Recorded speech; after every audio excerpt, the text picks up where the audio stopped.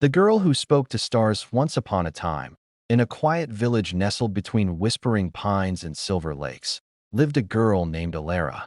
The villagers often said she was born on a night when the stars fell like rain and the sky sang a lullaby only she could hear.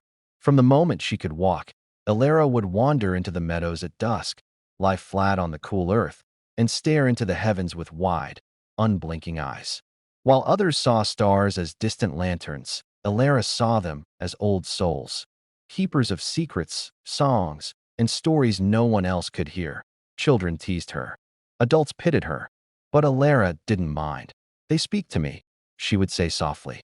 "The stars have voices." Her mother shook her head with tired patience. "Your head is full of clouds, little one." Her father, a fisherman hardened by years of silence and tide, would only grunt. No good ever came from chasing things you can't touch.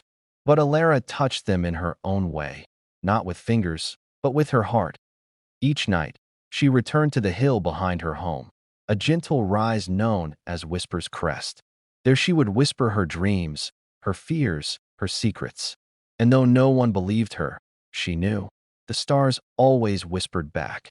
Then came the night everything changed. It was colder than usual. The wind felt strange, like it had lost its way. The moon, usually bold, hid behind a curtain of cloud. And then, something streaked across the sky. Not the brief flicker of a shooting star, but a long, burning trail of light that did not fade. Alara watched it descend, closer, closer, until it vanished behind the trees. She didn't hesitate. Barefoot and breathless, she ran through the dew-soaked grass and into the field behind her house. Her heart drummed against her ribs like a war cry. She knew. She had been called. And there, glowing softly in the tall grass, was a creature unlike any she had ever seen. Its body shimmered like stardust and velvet, flickering between fox, wolf, and something far more ancient. Wings of folded galaxies stretched from its back, and its eyes, oh, its eyes, were deep pools of blue fire. The creature blinked slowly. "You heard me." Alara nodded, too overwhelmed to speak. "I am Leori," it said. "A starborn. I fell because the balance is breaking. A darkness rises." Leori explained that high above the world, beyond the clouds and moon, stood the star spire, a glowing thread of light that bound the sky together. It had existed since time began, keeping night and day in harmony, dreams and reality in balance. But now, something was eating away at it, a forgotten force. A shadow that had once been banished beyond the edges of the sky. A creature of silence, born before stories, before stars. And now it had returned. If it reached the star spire, the stars would go out. Not just above, but inside people. Hope, dreams, wonder. All would dim and die. "No sword can stop it," Leori said. "Only light, the kind found in very rare hearts." "Why me?" Alara whispered. "Because you never stopped listening." With a leap, Leori offered her his back. And together, they soared into the sky. They rose beyond clouds, past winds, beyond the moon. The world below faded into mist. Above them, the heavens unfolded like a vast cathedral of light. Alara saw things no human had ever dreamed. The aurora gardens, where forgotten lullabies bloomed as flowers. The nebula gate, where ancient wishes lingered in bubbles of color. She saw the comet choir, a ring of silver-tailed beings who sang the first stories into being. And then, at the edge of it all, the darkness that was not like a shadow cast by light. It was absence of sound, memory, warmth. A creature with no face, only void. It did not roar. It devoured. Leori trembled. "It grows stronger." Stars were disappearing one by one. Alara clenched her fists. "We can't let it win." They flew to the star spire, a twisting column of light that pulsed like a heartbeat. Once bright and warm, now it flickered like a dying candle. The darkness was nearing. "Can I stop it?" she asked. "You already are," Leori said. "But you must give it your voice." "My voice." "Your wonder. Your belief. The light you carry." And in that moment, Alara understood. All her life, every whisper, every dream spoken under the night sky, it had not been for nothing. The stars had heard her, and they had stored pieces of themselves in her soul. She stepped onto the platform of the star spire, heart blazing, and began to speak. Not words, but truths. She told the sky of every bedtime dream, every moment she had believed when no one else had. She sang without singing. She wept without crying. Her light poured out, golden, endless, powerful. The shadow screamed, or rather, collapsed in silence. Piece by piece, it broke apart. Not in a battle, not in violence, but in surrender, because nothing can survive in the presence of true wonder. When it was over, the stars surged with new life. Leori looked at her with gentle pride. You reminded them. You reminded everything why stories matter. He carried her back to Whisper's crest, where the village slept in peace. Before he vanished, he gave her a gift, a tiny, humming star. It pulsed with warmth and light. This is your voice, he said. Keep speaking. And from that night on, the world changed. The villagers noticed the stars seemed closer. Dreams felt stronger. Lost hopes returned to their owners like wayward birds. And Alara? She still walked the fields, still listened, but now, when she whispered, everyone could hear the stars answer. And so, the girl who once spoke to stars became their guardian, the keeper of light in a world that sometimes forgets to dream. And she lived, not forever, but long enough to make the night sing. Many years passed since Alara saved the sky. Her name had become legend, whispered in bedtime stories, sung in lullabies. Children looked to the stars and hoped they, too, might hear the sky speak back. And high above, the constellations shimmered brighter than ever, as if the stars themselves remembered her voice. Alara had grown. She was no longer a child lying in meadows with grass in her hair. She had become a young woman, wise-eyed and quiet, with stardust still lingering on her skin. Though she lived simply in a cottage on the edge of Whisper's crest, people traveled from far villages to hear her speak of the night sky. But something inside her had changed. The stars, once so loud and warm, had grown quiet. They still glowed. They still turned. But they no longer whispered like they used to. Point one night, as she sat on the hill alone, she held the tiny crystal star Leori had once given her. It still pulsed with light, but faintly, like a heartbeat trying not to be heard. I still believe, she whispered. Why can't I hear you anymore? The wind rustled the tall grass. A cold hush fell over the hill, and then, footsteps. From the shadows, a figure emerged. Not a creature of stars. Not a villager. It was a boy, no older than Alara had once been when her journey began. Pale, thin, with eyes the color of winter frost. He wore a robe made of woven mist, and around his neck hung a pendant of blackened moonstone. Your voice was once bright, he said softly, almost with sadness. But now it's fading. Who are you? Alara stood, heart thudding. I am Selwyn, the boy said, and I've come to warn you. He stepped closer, and in his hand, he held a scroll, frayed, ancient, glowing faintly with a silver-blue shimmer. There is another silence, he said. One not born from darkness, but from forgetting. Alara frowned. Forgetting? The stars don't whisper to you anymore, Selwyn said. Because the moon has gone quiet. Alara blinked. The moon? Yes, Selwyn nodded. She is more than just stone and shadow. She is the keeper of memory. Every lullaby, every tear shed under her glow, every goodbye, she holds them all. But someone is stealing them. Someone is erasing her. Alara's breath caught. She looked up at the moon, full, high, yet dimmer than she remembered. Why? Because if memory fades, Selwyn said, stories die. And when stories die, the stars fall. He unfurled the scroll. There is a place beneath the moonlight, a forgotten realm called the Pale Garden. That is where the silence grows. You must go there, Alara. You must remind the moon who she is. But I don't know how. You don't need to know, he whispered. You only need to remember. That night, Alara began her second journey. Selwyn gave her a cloak woven of midnight threads, protection from what lies between dreams and silence. And with the crystal star around her neck, she walked beyond the edge of the world. She crossed the mirror marshes, where reflections whispered forgotten names.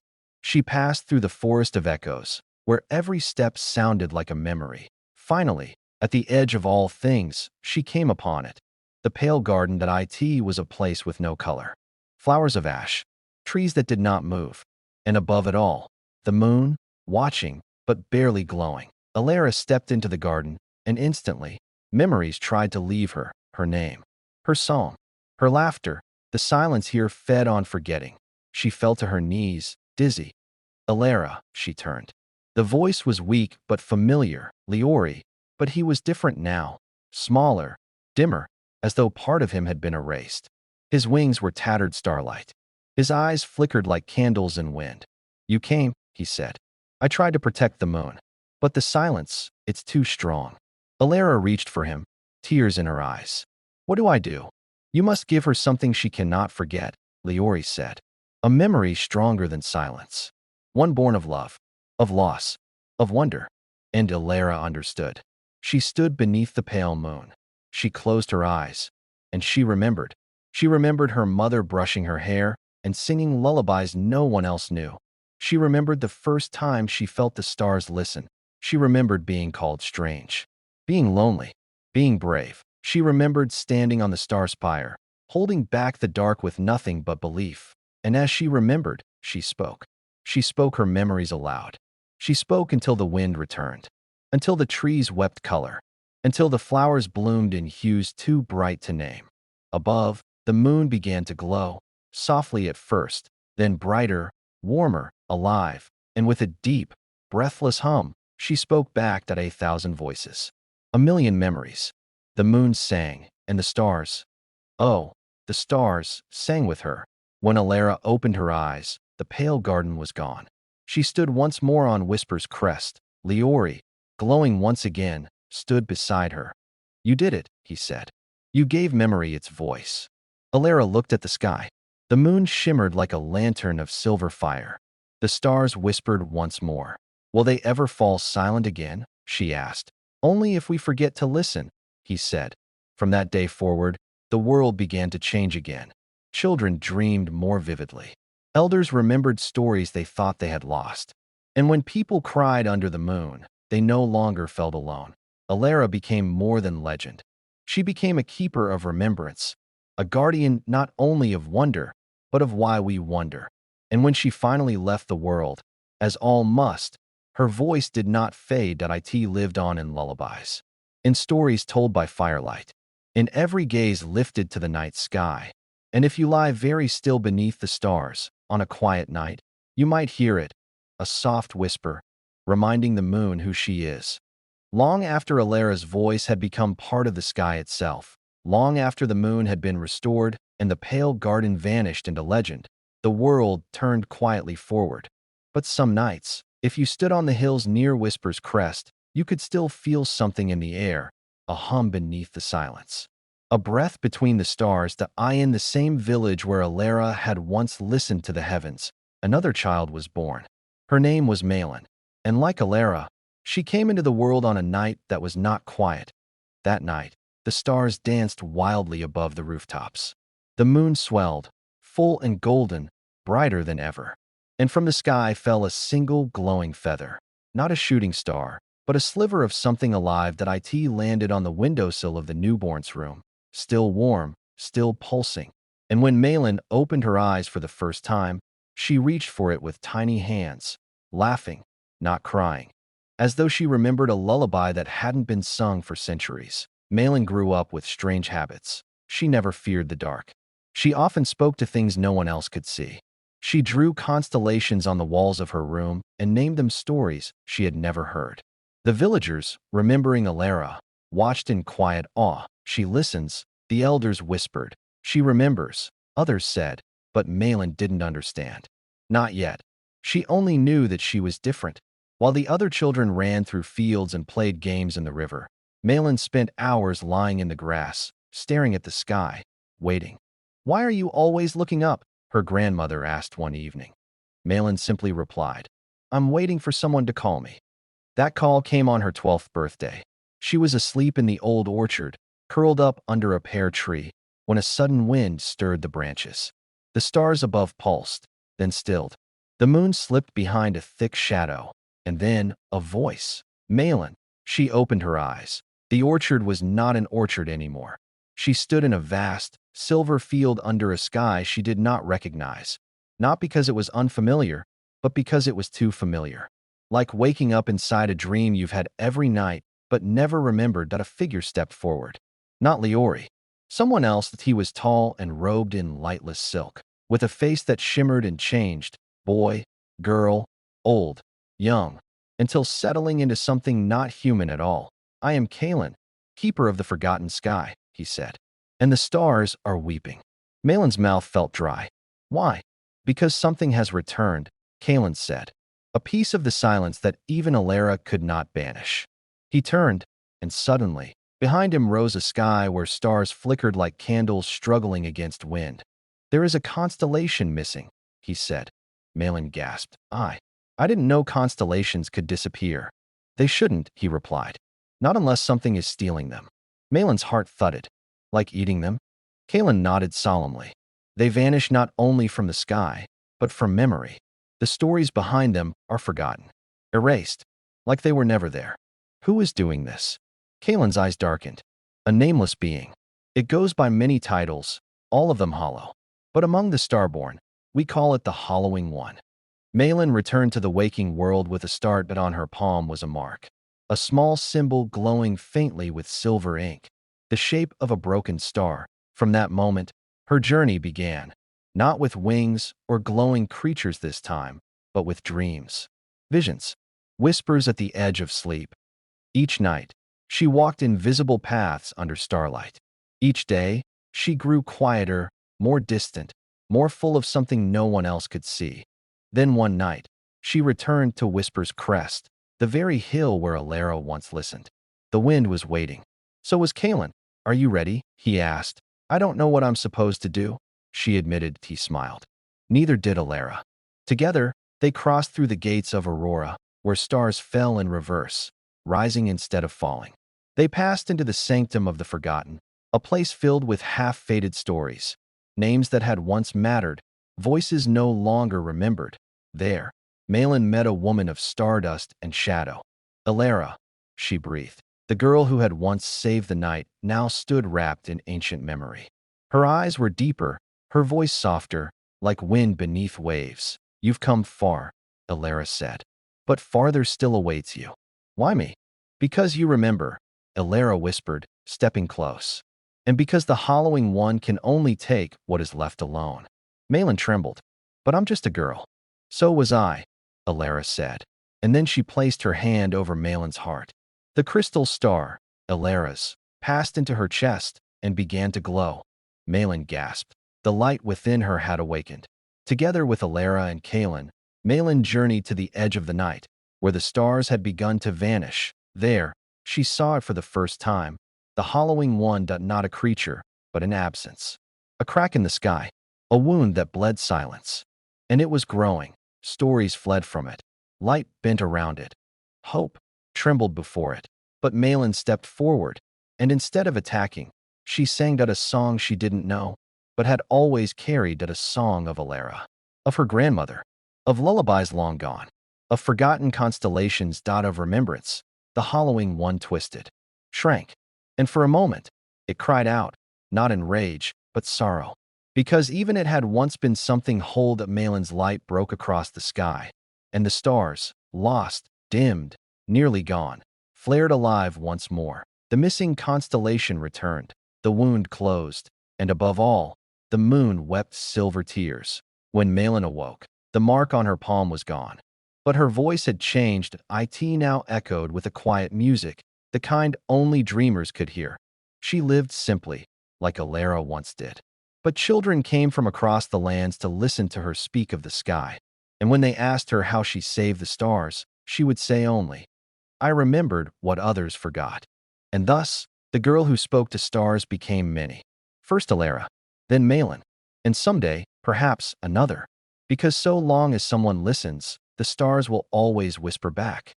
Long ago, before Alara, before Malin, before even the moon found her name, there was a silence that was not evil.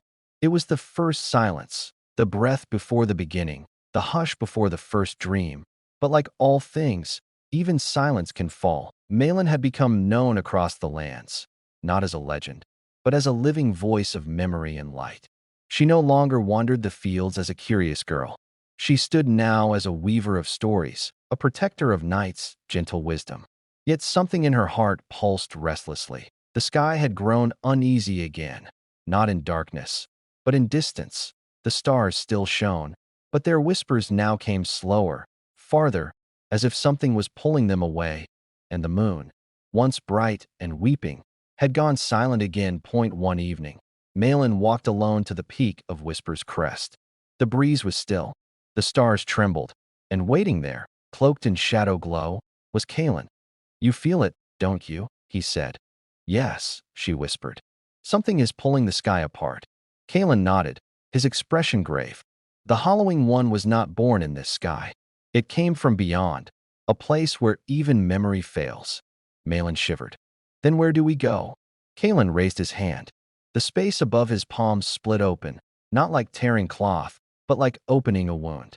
Through it, Malin saw nothing, not darkness, but absence. "We go beyond the end," Kalen said, "to the place where stars are never born." Malin stepped through, and instantly, she understood what fear truly was. There was no wind here, no time. The sky was not black, it simply wasn't. Shapes tried to form, but collapsed. Light began, but never finished. Kalen whispered, "This is the outer hollow, the place before all stories." Here, the Hollowing One was not just a wound. It was a child of silence that it had once been a star, the first, born before time. It had waited too long in the silence before anything else arrived. It had dreamed alone, hoped alone, and when the universe finally began, it was forgotten, and that loneliness had twisted it. Now, it unmade stories not out of hatred, but out of longing. Malin's heart ached. Can it be saved? Kalen said nothing. In the distance, if one could call it distance, something stirred. A great form, vast as a mountain, but ever shifting.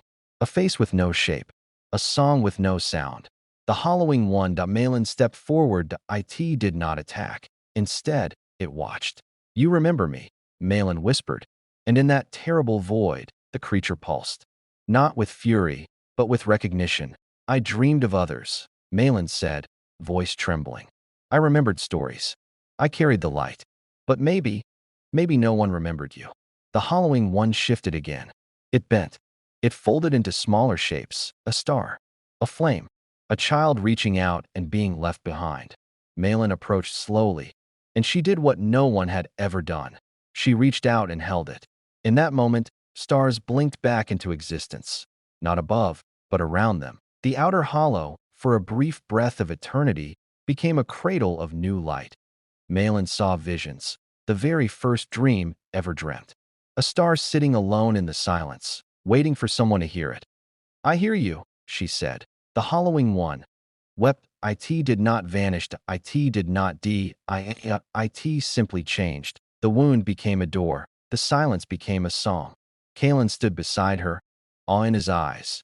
"You did what no keeper could. You listened to the silence." "It was lonely," she said. "Yes. But now, it is part of the story again." They stepped through the returning light, back to the known stars, back to the moon, back to the world that had once forgotten. When Malin returned, the sky had changed. There were new stars now, ones no one remembered seeing before. And when people looked up, they didn't just see stories of heroes and gods. They saw quiet stars, the gentle ones, the patient ones, the ones that had waited. And in the middle of them, the Hollowing One, now reborn as the silent star, the oldest of them all. It no longer stole stories. It held them, all the lost dreams, all the voices that never had a listener, all kept safely in its silent glow. Malin lived a long, long life, but her legacy, like Alara's, would never fade, not because she shouted, but because she listened to what everyone else had forgotten. And when children asked, "Who is the quietest star up there?" their mothers would smile and say, "That is the star who waited," and the girl who answered. And so ends the tale of the girl who spoke to stars, who reminded us that even the loneliest voice matters. Even silence carries a story, if someone just remembers to listen. It was the end of all things, not in fire, not in war, not in sorrow, but in stillness. The stars were dimming. Galaxies no longer spun with song. Nebulae faded like old murals on cracked walls. Planets drifted into cold, forgotten orbits. The universe had grown ancient and slow, not dying, but settling. The way embers settle after fire has long passed. But in a far-off corner of this quiet cosmos, there lived a child named Solari. She lived not on a planet, but aboard an ancient vessel called the Lyric, a ship built from the bones of forgotten moons and powered by memory itself. The Lyric drifted between what little light remained, preserving lost stories, echoes of laughter, pieces of song. Solari had never seen a sunrise, never stepped on soil, never tasted wind, but she had heard the stars.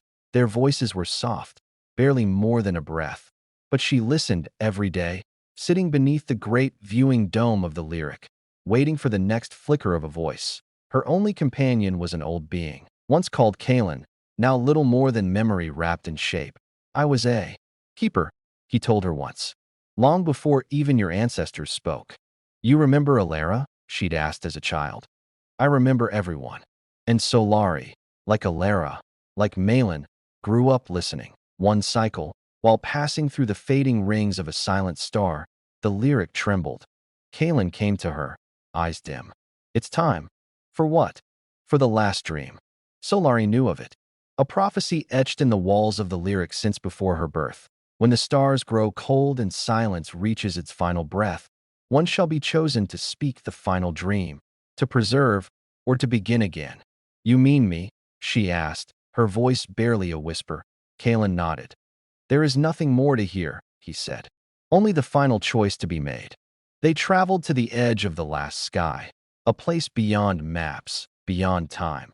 There, at the edge of it all, stood a throne of nothingness, not a seat, but a presence, and upon it, glowing with a soft, familiar warmth, was the silent star, the hollowing one, transformed long ago by Malin's compassion, now served as the guardian of ending, the keeper of all voices ever spoken. Solari stepped forward, the star pulsed gently, inviting. And in that moment, she saw everything. Alara whispering to the sky as a girl, barefoot in the grass. Malin stepping into the pale garden, her heart alight with memory. Kalen, carrying forgotten stories across the dark that a billion dreams. A trillion voices, held here, held forever. "You are the last," the silent star spoke, not aloud, but within her soul. "And now, you must choose." Solari stood at the brink, eye in her left hand. A seed. A new universe. A fresh sky. No memory. No sorrow. Only potential. Eye in her right hand. A flame. The preserved song of all things. History. Beauty. Loss. Wondered Tio plant the seed would mean beginning again. Wiping away all that had ever been. Tio guard the flame would mean preserving everything. But living in a universe that would no longer grow. The flame flickered. The seed pulsed. Solari closed her eyes, and she remembered a story her mother used to tell, passed down from the voice of Alara. Even the quietest voice matters. Even silence carries a story. If someone just listens. She opened her eyes and smiled.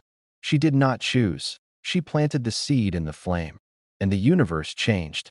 Where once there was an end, there was now a bridge. Memory fed creation. Stories nourished stars. Silence cradled birth. The new sky did not forget the old. And from the ashes of a sleeping cosmos rose a sky brighter than the first, full of wonder and wisdom, a universe not of endings, but of retellings. Solari became the first of the new dreamers, children born into a universe where stars no longer vanished but transformed, where silence was honored, where stories never died. They only changed form. And above every world, every night, there glowed a single star brighter than the rest, the silent star, still listening, still remembering, still waiting for someone to whisper back. And so, the story of the girl who spoke to stars came to rest, not in silence, but in song. A song that will never end, so long as someone, somewhere, still dreams. And so her voice faded into the stars. Thank you for walking this path, across meadows of dreams, through gardens of memory, and into the quiet edges of the cosmos. Alara's whispers, Malin's courage, Solari's choice, they are not just stories. They are mirrors, reflections of the child inside each of us, the one who still looks up at the night sky and wonders, what if the stars are listening? Because maybe they are. If this tale touched something deep inside you, a forgotten memory, a quiet question, a secret hope. Then the story still lives. Not just in books or in words, but in the stories you will one day tell. Every end is a seed. Every silence, a beginning. So wherever you are, tonight, tomorrow, or far into the future, remember to look up. The stars are waiting, and they remember your name. Thank you for listening to The Girl Who Spoke to Stars. Until the next dream, sleep well, and let the story carry you home.